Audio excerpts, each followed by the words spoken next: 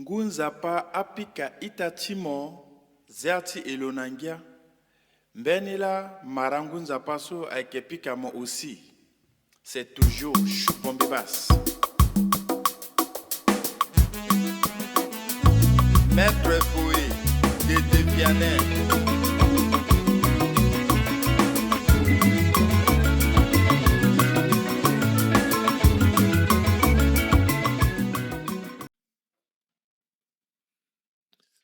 Le président de la République, l'opposition politique et les élites de la nation.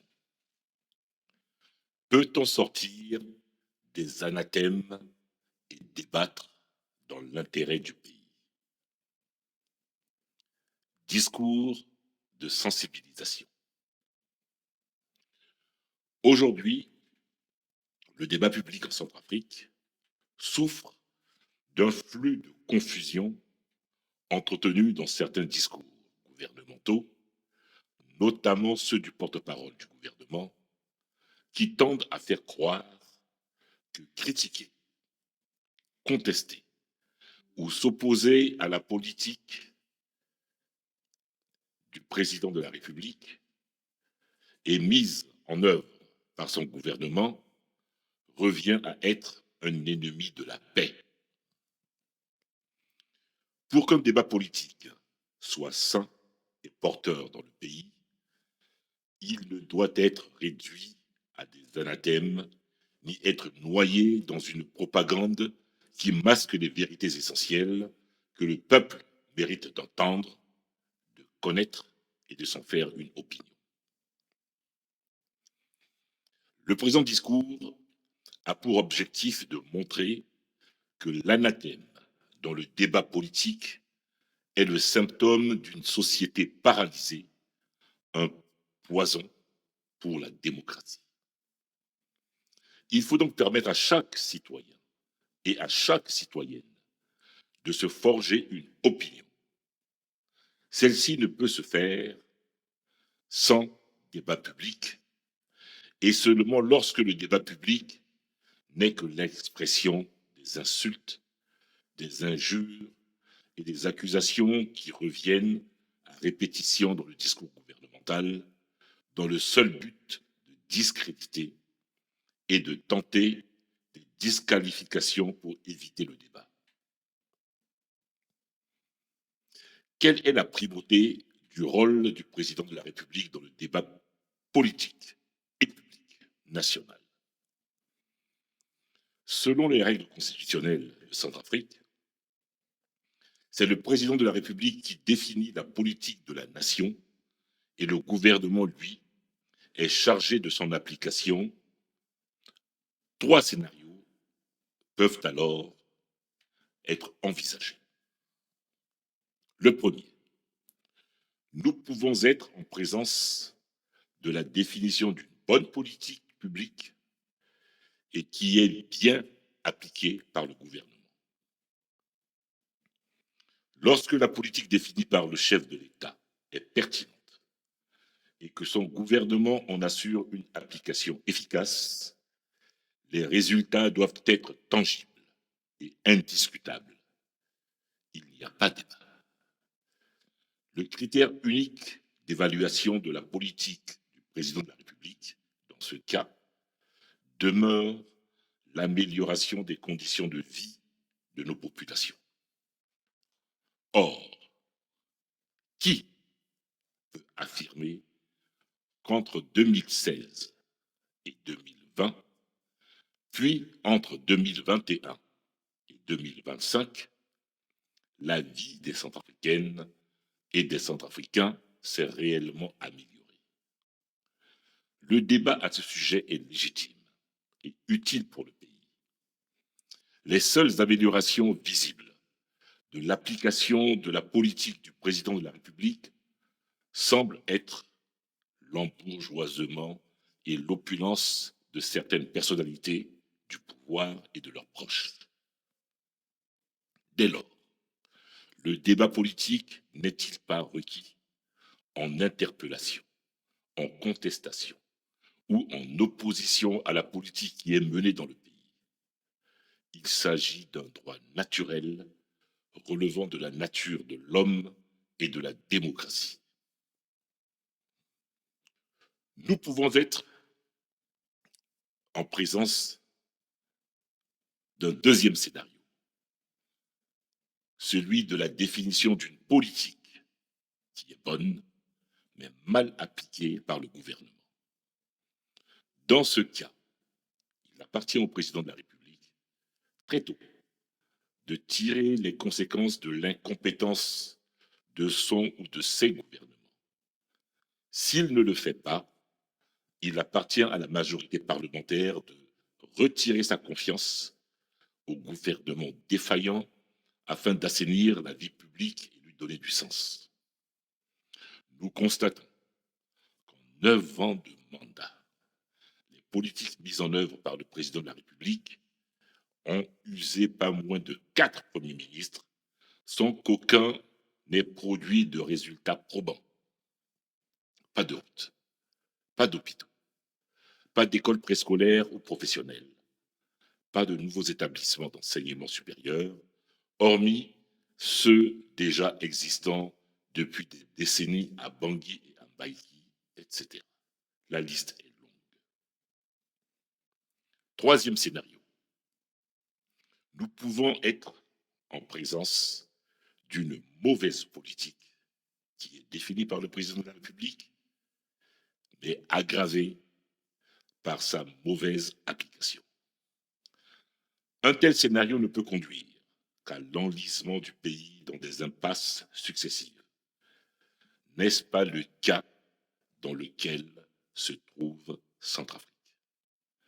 Ne doit-on pas en débattre entre concitoyens?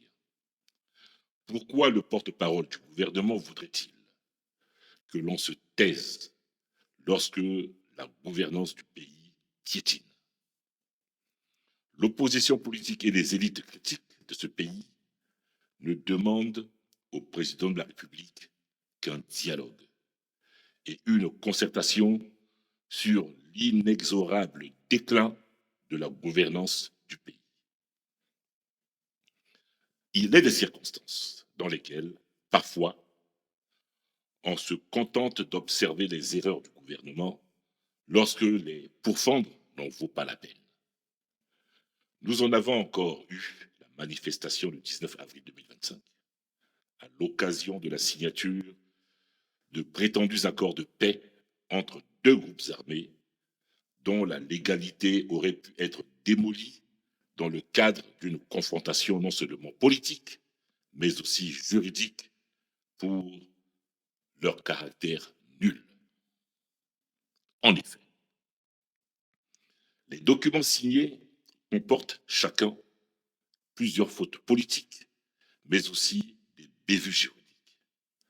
Or, malgré ces fautes grossières, nous pouvons constater que ni les partis politiques d'opposition, ni les élites critiques n'ont infligé au gouvernement le coup de grâce qui aurait pourtant pu remettre en cause toutes les actions engagées. Ils n'ont rien entrepris, aucune action en invalidation constitutionnelle des accords du 19 avril 2025, dit accord de paix, signé, dit-on, entre le gouvernement et les groupes armés à N'Djamena. Les accords dits de paix du 19 avril 2025 sont des actes supposés avoir été signés entre le gouvernement centrafricain et deux groupes armés sous la médiation du gouvernement tchadien. La légalité de ces accords aurait pu être contestée au motif du défaut de qualité du signataire de ces actes du côté centrafricain, censé agir au nom du gouvernement sans en être un membre. Certes, le signataire est un général, exerçant ses fonctions auprès du président de la République, mais il n'est pas membre du gouvernement centrafricain. De plus, Dès lors que sa signature n'a pas été précédée de la mention que de son grade militaire, force est de constater que sa qualité, celle qui devrait légitimer sa compétence à engager le gouvernement centrafricain, n'apparaît pas. Mais encore, dans le préambule des actes signés, il n'est fait aucune mention des prérogatives qu'il détiendrait pour agir au nom et pour le compte du gouvernement, étant entendu qu'il est plutôt membre de l'organe présidentiel. Les accords signés ne rapportent même pas que le général signataire agissait en qualité de plénipotentiaire ou était détenteur d'un pouvoir spécial en vertu d'un mandat ad hoc du Premier ministre, chef du gouvernement. Personne ne connaît à ce jour en quelle qualité le général a-t-il signé les accords d'avril 2025. Les compétences attributives et même fonctionnelles de ce général auprès du président de la République font-ils de lui membre ou représentant du gouvernement? Lorsque l'organe qu'il dirige détient-il, par extraordinaire, d'éventuelles attributions gouvernementales? Nous n'en savons rien. Il n'en justifie à aucun moment dans les actes signés pour établir la légalité de sa signature, engageant le gouvernement de Centrafrique. Selon les préoccupations et insouciances traditionnellement locales, beaucoup diront que ce sont des points de détail. Mais il faut savoir que ce sont des détails qui ont leur importance, dont l'évocation aurait pu faire s'écrouler le choix que faisait le chef de l'État d'absoudre et de s'associer politiquement avec des criminels. Or, que constate-t-on?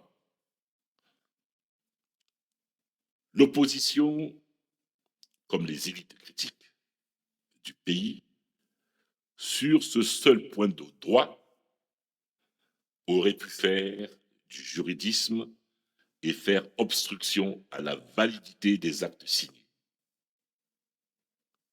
Ils n'ont rien entrepris. Rien de formellement contraire aux actes signés n'a été entrepris par l'opposition politique ni les élites critiques face à l'action politique menée. Ayant agi comme ils l'ont fait, gardant un silence, une distance tant politique que juridique, et laisser les choses se dérouler selon les vœux du président de la République, peut-on dire, sont-ils, comme le dirait le porte-parole du gouvernement, des ennemis de la paix?